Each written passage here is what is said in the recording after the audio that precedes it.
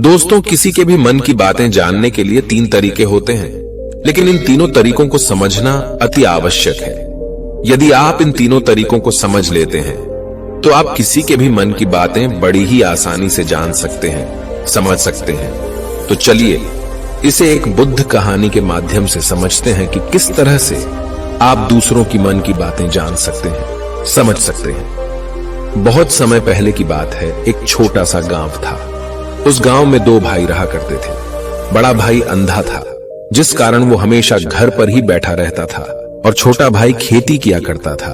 लेकिन खेतों में अधिक जानवर आने से पूरी फसलें नष्ट हो जाती थी, जिस कारण छोटा भाई बहुत परेशान हो चुका था। तभी उसे एक तरकीब सूझी।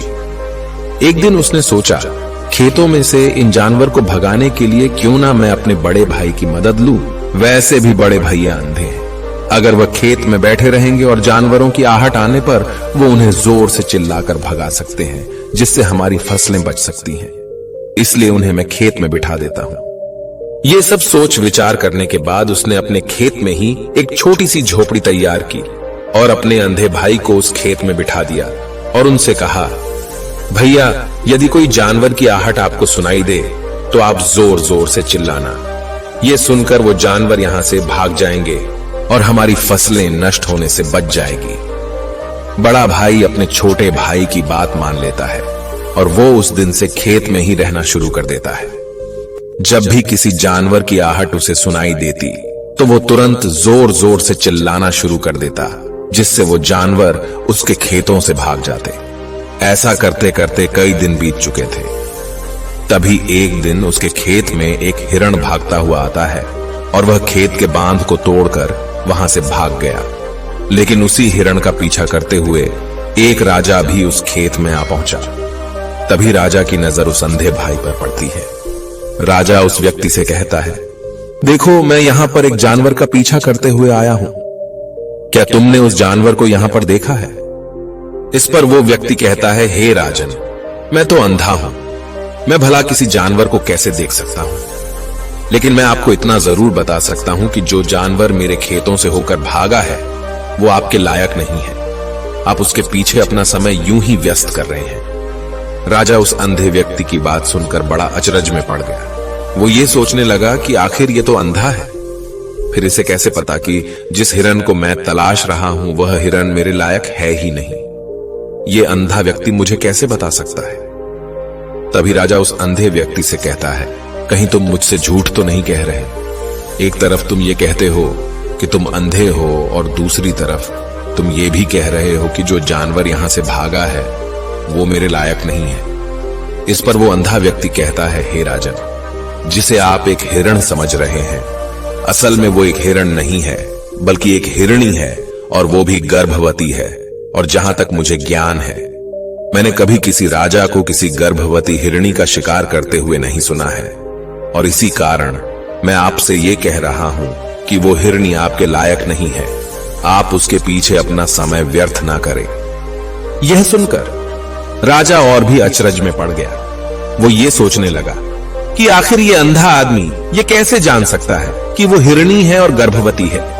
राजा कुछ देर सोच विचार करने के बाद अपने सेनापति से कहता है, सेनापति जी, मुझे वो जानवर जिंदा चाहिए, क्योंकि मुझे यह पता करना है क्या वह हिरणी है और क्या वह गर्भवती है।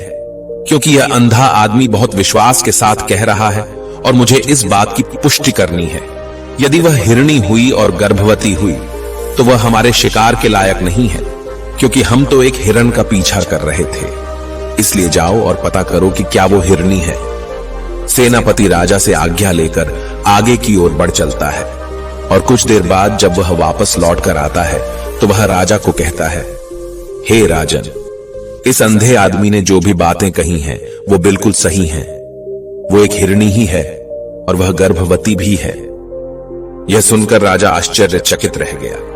उसे समझ नहीं आ रहा था कि आखिर अंधा आदमी कैसे पता कर सकता है कि वह जानवर एक हिरणी है, और तो और वह गर्भवती है।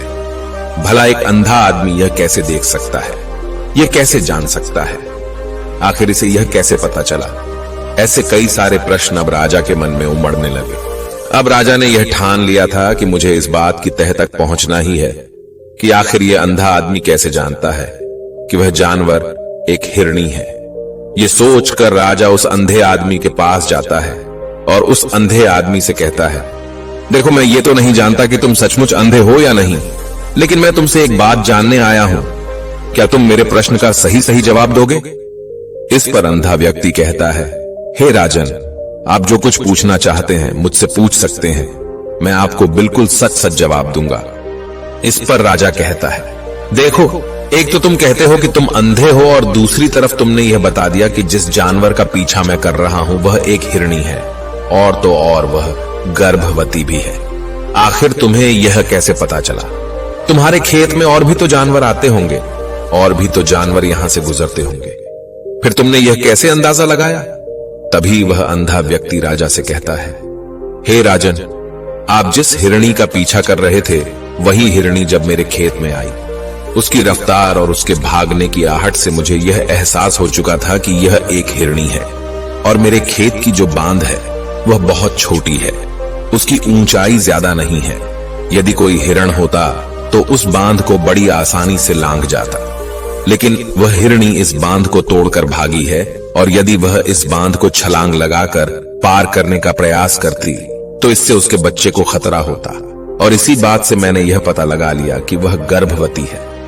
इस कारण वह ज्यादा ऊंची छलांग न लगाकर मेरे खेत की बांध को तोड़ते हुए भाग गई। इस पर राजा के मन में एक और प्रश्न उठा। राजा ने कहा, किंतु तुम्हें कैसे पता चला कि वो एक हिरणी ही है, और भी तो कोई जानवर यहां पर आ सकते हैं? इस पर वो अंधा व्यक्ति कहता है, हे राजन, मैं पूरा दिन सुबह शाम यहीं पर बैठा रहता हूं, और मेरी सुनने की शक्ति बहुत तेज है। मैं ये बाफ जाता हूं कि कौन सा जानवर मेरे खेत में आया है, और उसी के आधार पर मैं जोर जोर से चिल्लाता हूं ताकि वो मेरे खेत से भाग जाए और मेरे खेत की फसलों को नष्ट न कर पाए। राजा उस अंधे आदमी का यह जवाब सुनकर पूरी तरह से संतुष्ट हो चुका था। वो मन ही मन ये सोच रहा था कि आदमी भले ही अंधा हो, लेकिन ये तो बड़ा ज्ञानी मालूम पड़ता है। इस आदमी से कुछ ना कुछ तो काम निकलवाना ही चाहिए। ये विचार लिए हुए राजा वहां से वापस अपने महल की ओर लौट जाता है। राजमहल पहुंचते ही राजा उस अंधे व्यक्ति से कहता है, आप तो बड़े ज्ञानी व्यक्ति हैं, आपको किसी भी बात का पता बड़ी आसानी से चल जाता है। आज मैंने आपको यहाँ पर इसलिए बुलाया है क्योंकि मैं आपसे ये जानना चाहता हूँ कि मेरी पत्नी पतिव्रता है या नहीं। इस पर वो अंधा व्यक्ति कहता है, हे राजन, ये कैसा प्रश्न हुआ? इस पर राजा कहता है, मैंने आपसे बिल्कुल उचित प्रश्न किया है, मुझे इस प्रश्न का उत्तर दीजिए। इस पर वो अंधा व्यक्ति कहता है, हे राजन, ये सारी बातें जाने दीजिए। आपकी शादी को इतने साल बीत चुके हैं, और अब आप ये बात क्यों जानना चाहते हैं? आपके मन में ऐसे प्रश्न क्यों उठ रहे हैं? इस पर राजा जिद करते हुए कहता है, देखिए, आपको मुझे इस प्रश्न का उत्तर तो देना ही होगा। यदि आप मुझे इस प्रश्न का उत्तर नहीं देंगे तो मैं आपको मृत्युदंड दे दूंगा। राजा के मुख से यह बात सुनकर वो अंधा व्यक्ति कहता है, हे राजन, यदि आप इस प्रश्न का उत्तर चाहते हैं तो उसके लिए आपको मेरा एक काम करना होगा। राजा कहता है, बोलो, मुझे क्या काम करना होगा? इस पर व्यक्ति कहता है, इसके लिए आपकी पत्नी को मेरे साथ कमरे में अकेले छोड़ना होगा। उस अंधे व्यक्ति की यह बात सुनकर राजा पहले तो क्रोधित हो जाता है, लेकिन फिर कुछ सोच विचार करने के बाद वह उस व्यक्ति की बात मान लेता है और अपने सेनापति को आदेश देता है, सेनापति जी, इस व्यक्ति को और मेरी पत्नी को एक कमरे में कुछ देर के लिए अकेला छोड़ दे। सेनापति बिल्कुल वैसा ही करता है। अब राजा की पत्नी और अंधा आदमी एक कमरे में बंद हो चुके होते हैं। तभी वो अंधा आदमी राजा की पत्नी से कहता है, मुझे आपको छूना है। इस बात पर रानी अत्यधिक क्रोधित हो जाती है और उस अंधे आदमी को वो पकड़ पकड़ कर पीटने लगती है, कभी हाथों से तो कभी लातों से तो कभी पटक पटक कर। इस तरह से उन्होंने उस अंधे आदमी की खूब पिटाई की। उसके बाद किसी तरह से वह अंधा आदमी अपनी जान बचाकर वहां से भाग निकलता है और वह राजा के पास पहुंचता है और वह राजा से कहता है, हे राजन, आपकी पत्नी पतिव्रता नहीं है। ये बात सुनकर राजा अत्यधिक क्रोधित हो उठता है और राजा अपनी तलवार निकालकर सीधा अपनी पत्नी की ओर जाता है और क्रोधित होकर वह अपनी रानी से कहता है, रानी जी, आज मैं जो भी सवाल आपसे करने वाला हूं उसका मुझे सच सच जवाब दीजिएगा, और यदि आपने एक शब्द भी झूठ कहा तो मैं आपका अभी की अभी सर धड़ से अलग कर दूंगा। तभी आगे वह राजा कहता है, मुझे बताइए, क्या आप पतिव्रता हैं या नहीं? इस पर रानी कहती है, हे राजन, आप भले ही मुझे जान से मरवा दीजिए, लेकिन मैं पतिव्रता नहीं हूं। राजा यह बात सुनकर बहुत खुश हुआ, क्योंकि उस अंधे आदमी ने जो भी कहा था वह बिल्कुल सच था। यह बात सुनकर तुरंत ही राजा उस आदमी के पास पहुंचता है और आकर उस अंधे आदमी से कहता है, तुम्हें कैसे पता चला कि मेरी पत्नी पतिव्रता नहीं है? इस पर वह अंधा आदमी कहता है, हे राजन, बड़ी सीधी सी बात है। मैंने तो आपकी पत्नी से बस इतना ही कहा था कि मुझे आपको छूना है, और इस बात पर वह इतना क्रोधित हो उठी कि उन्होंने गुस्से में आकर मुझे लात घूंसों से पीटना शुरू कर दिया। और भला कोई औरत किसी और मर्द को कैसे छू सकती है? लेकिन उन्होंने न आव देखा न ताव, बस लात घूंसे मुझ पर बरसाने शुरू कर दिए। वह भी तो एक छूना ही हुआ, और एक पतिव्रता नारी कभी भी पराये मर्द को नहीं छूती। जब मैंने उसे छूने के लिए कहा था तो वह उस वक्त मुझे मना कर सकती थी, लेकिन उन्होंने तो मुझे पीटना शुरू कर दिया, और देखते ही देखते उन्होंने मेरे पूरे शरीर को छू लिया। अब आप ही बताइए, ऐसी स्त्री भला पतिव्रता कैसे हो सकती है? इस पर राजा कहता है, तुम तो बड़े ज्ञानी मालूम पड़ते हो। अच्छा ठीक है, चलो तुम मेरे एक प्रश्न का और जवाब दो। यदि तुमने मुझे इस प्रश्न का सही सही जवाब दे दिया तो मैं तुम्हें यहां से जाने दूंगा। आगे राजा उस अंधे आदमी से कहता है कि तुम मुझे यह बताओ, क्या मैं सच में अपने पिताजी का ही बेटा हूं या फिर किसी और का? इस पर वह अंधा भी कहता है, हे राजन, इस बात से आपका क्या लेना देना? आप किसी की भी औलाद हो, आखिर आप हैं तो इस राज्य के राजा, इसलिए इस प्रश्न को जाने दीजिए। लेकिन राजा कहता है, नहीं नहीं, मुझे इस प्रश्न का सही सही जवाब चाहिए, अन्यथा यह प्रश्न मुझे हमेशा परेशान करता रहेगा। इसलिए मैं इसका सही सही जवाब जानना चाहता हूं। यदि तुम इसका सही सही जवाब दे देते हो तो तुम यहां से जा सकते हो, मैं तुम्हें नहीं रोकूंगा। इस पर वह अंधा आदमी कहता है, हे राजन, इसके लिए तो मुझे आपके मां के पास भी जाने की कोई आवश्यकता नहीं है। मैं आपको अभी अभी यह बता सकता हूं कि आप किसकी औलाद हैं, लेकिन उससे पहले मैं चाहता हूं कि आप मुझसे एक वादा करें कि आप मुझ पर क्रोध नहीं करेंगे। राजन ने कहा, मैं तुमसे वादा करता हूं, मैं तुम पर क्रोध नहीं करूंगा। इसके बाद वह अंधा आदमी राजा से कहता है, हे राजन, आप है तो अपने ही पिता के पुत्र, लेकिन आप पर एक कंजूस सेठ की छाया पड़ी हुई है। यह सुन राजा बहुत क्रोधित हो उठा और वह तुरंत तलवार निकालकर अपनी मां के पास जा पहुंचा। वह वहां पर पहुंचने के बाद अपनी मां से कहता है, मां, मुझे सच सच बताइए, क्या मैं अपने ही पिता का पुत्र हूं या नहीं? यदि आपने मुझे सही सही नहीं बताया तो वह यहीं पर अपने प्राण त्याग दूंगा। मुझे बताओ, क्या सच है? इस पर उस राजा की मां कहती है, बेटा, तू है तो अपने ही पिता का पुत्र, लेकिन तुम्हारे ऊपर एक कंजूस सेठ की छाया पड़ी हुई है। जब मैं एक बार नहाने के बाद अपना मुंह आईने में देख रही थी, तभी उस कांच के पीछे मुझे एक कंजूस सेठ नजर आता है और उसी की छाया तुम पर पड़ चुकी है। यह सुन राजा बहुत खुश हो जाता है और वह तुरंत दौड़ा दौड़ा वापस उस अंधे आदमी के पास पहुंचता है और उस अंधे आदमी से कहता है, तुम्हें यह कैसे पता चला कि मुझ पर एक कंजूस सेठ की छाया पड़ी हुई है? इस पर वह आदमी कहता है, हे राजन, आपने मुझसे कई सारे सवाल पूछे जिनका जवाब मैंने आपको सही सही दिया है।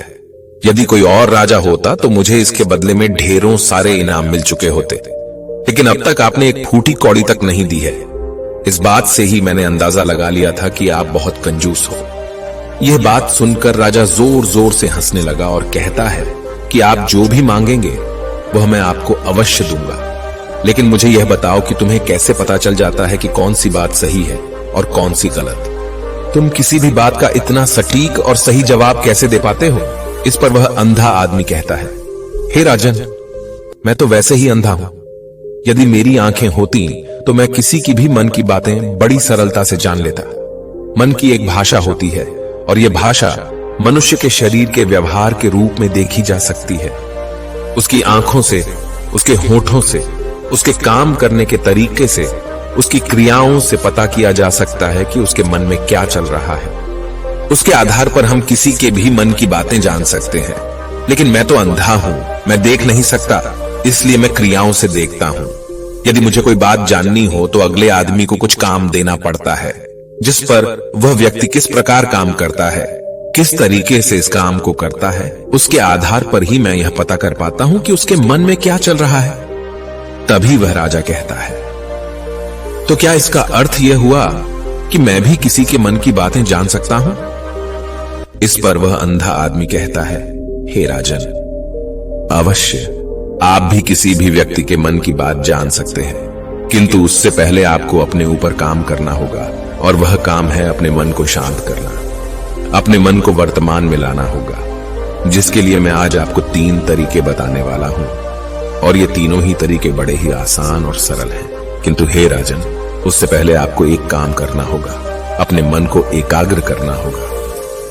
जब हम अपने मन को एकाग्र करते हैं, अपने मन को वर्तमान में लाते हैं, तो हम दूसरे के मन की बात जान सकते हैं, क्योंकि वह आदमी अभी भी अपने मन में वर्तमान में ही सोच रहा है, और हमें भी मन को वर्तमान में ही लाना होगा।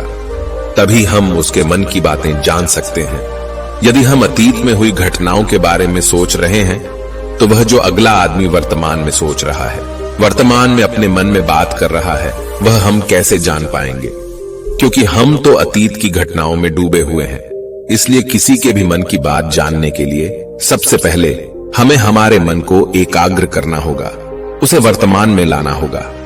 आगे वह व्यक्ति राजा से कहता है, हे राजन, जो 3 तरीके मैं आपको बताने वाला हूं, इन 3 तरीकों से बड़ी आसानी से किसी के भी मन की बातें जान सकते हैं। उसके बाद वह अंधा आदमी राजा से कहता है, हे राजन, जो सबसे पहला तरीका है वह है आंखों पर ध्यान देना।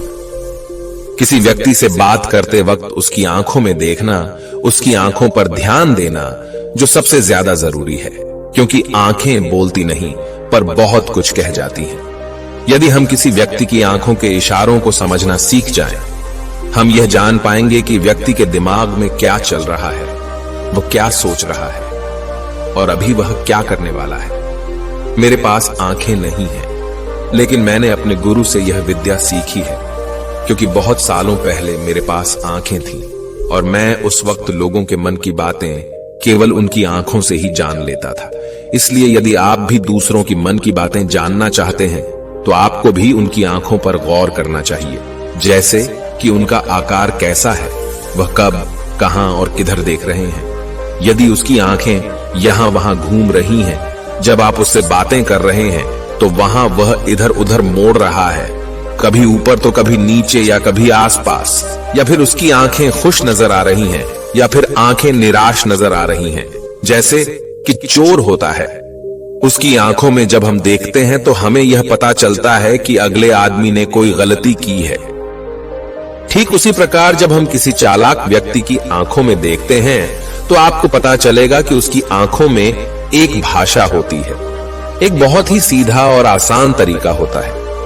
यदि आपको यह पता लगाना है कि सामने वाला व्यक्ति आपसे झूठ कह रहा है या फिर सही, तो आपको उसकी आंखों पर ध्यान देना अति आवश्यक है। यदि आपसे बात करते वक्त वह व्यक्ति अपनी आंखें यहां वहां घुमा रहा है, ऊपर नीचे, इधर उधर, दाएं बाएं, हर जगह देख रहा है, तो इसका अर्थ यह हुआ कि वह उस बात से निकलने का कोई रास्ता ढूंढ रहा है, वो कोई झूठ बना रहा है।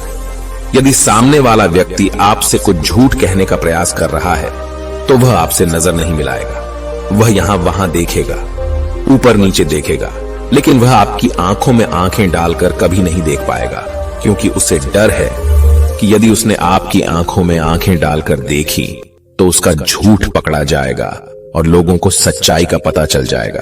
और इसी प्रकार कुछ और भी भाषाएं होती हैं। जब आप किसी की आंखों में आंखें डालकर यह देखना शुरू कर देंगे कि उसके हाव भाव क्या है, ठीक उसी प्रकार चेहरे के हाव भाव होते हैं, जिससे हम मन की बातें बड़ी आसानी से समझ सकते हैं, और इन्हें भी समझना बहुत जरूरी है। कभी कभी कोई व्यक्ति अपने चेहरे से जैसे आंख, होंठ और बहुत से कुछ अलग अलग व्यवहार करता है। यदि आप किसी व्यक्ति के चेहरे में गौर करेंगे, तो आप आसानी से समझ पाएंगे कि वह व्यक्ति निराश है, जब व्यक्ति बहुत उदास है, या फिर वह बहुत खुश है, या फिर उसे कोई बहुत बड़ा दुख है। वह अपने अंदर क्या महसूस कर रहा है, ये सारी बातें हम उसके चेहरे के हाव भाव से पता कर सकते हैं। फिर चाहे इंसान जुबान से कुछ बोले या ना बोले, लेकिन आप उसके चेहरे से सब कुछ पता कर सकते हैं। आगे व्यक्ति राजा से तीसरा तरीका बताते हुए कहता है, हे राजन, इसी प्रकार तीसरी भाषा भी है, अर्थात तीसरा तरीका भी है, और वह है हाथों के इशारे और शरीर का व्यवहार। मन की बात समझने के लिए हमें हाथ के इशारे और शरीर के व्यवहार को समझना बहुत आवश्यक है। कोई व्यक्ति जब बात करता है तो आपने देखा होगा कि वो अपने हाथों को हिलाता रहता है, अपने हाथों से इशारा करता रहता है। बातों के साथ साथ अपना शरीर का जो व्यवहार है, अर्थात बॉडी लैंग्वेज, उसका भी पूरा उपयोग करता है, जिससे हमें यह पता चल पाता है कि वह व्यक्ति हमारी बातों पर कितना ध्यान दे रहा है और उसके मन में क्या चल रहा है। शरीर के व्यवहार को देखने के लिए उसके हाथ मटकाने, शरीर मटकाने और चेहरे पर बार बार हाथ लाने, हाथों का एक दूसरे से मसलना, ऐसी बहुत सी क्रियाएं होती हैं, उस पर हमें ध्यान देना अति आवश्यक है। मन की बात को समझने के लिए हमें शरीर के व्यवहार को भी समझना पड़ता है। यदि हम इन तीन तरीकों को सही तरीके से ध्यान देकर इन तीन तरीकों को अच्छे से समझ लेते हैं तो हम बहुत जल्दी किसी भी व्यक्ति के मन की बातें बड़ी सरलता और सहजता से जान सकते हैं। इसलिए यदि आपको किसी के मन की बातें जानी है तो आपको उसकी आंखों पर, उसके चेहरे पर, उसके शरीर के हाव भाव को और उसके हाथों को ध्यानपूर्वक देखना और समझना होगा, जिससे आप यह समझ पाएंगे कि आखिरकार उसके मन में क्या चल रहा है और वह क्या सोच रहा है। लेकिन उनसे पहले आपको अपने मन को एकाग्र करना होगा, शांत करना होगा और अपने मन को वर्तमान में लाना होगा। तभी आप उस व्यक्ति की इन सभी क्रियाओं पर ध्यान दे पाएंगे, उन्हें समझ पाएंगे। अन्यथा आप यदि अतीत की घटनाओं में व्यस्त हैं, भविष्य की योजनाओं में व्यस्त हैं, तो आप उस व्यक्ति के हाव भाव पर कभी ध्यान ही नहीं पाएंगे और न ही आप कभी यह समझ पाएंगे कि आखिर उस व्यक्ति के मन में क्या चल रहा है, वह क्या सोच रहा है। आपने देखा होगा कि ऐसे कई बड़े संत महात्मा हैं जो बड़ी ही शांति से आपको देखते हैं और आपको देखकर ही ये बता देते हैं कि आपके मन में क्या चल रहा है, आप उनसे क्या जानने आए हैं। और इसका सबसे बड़ा प्रमुख कारण यही है कि वह आपको पढ़ सकते हैं, आपको समझ सकते हैं, आपकी मन की बातें जान सकते हैं, क्योंकि उनका मन एकाग्र है, शांत है, और यही कारण है कि वह आपके मन की बातें बड़ी सरलता से समझ जाते हैं। यदि आपने अब तक पूरी कहानी को सुना है तो मैं आपसे एक छोटा सा अनुरोध करना चाहता हूं। कृपया इस चैनल को सब्सक्राइब करें ताकि मैं आपके लिए और भी ऐसी ही ज्ञान से भरपूर कहानियां लेकर आ सकूं। नमो बुद्धाय। मिलते हैं एक नई कहानी के साथ अगली वीडियो में।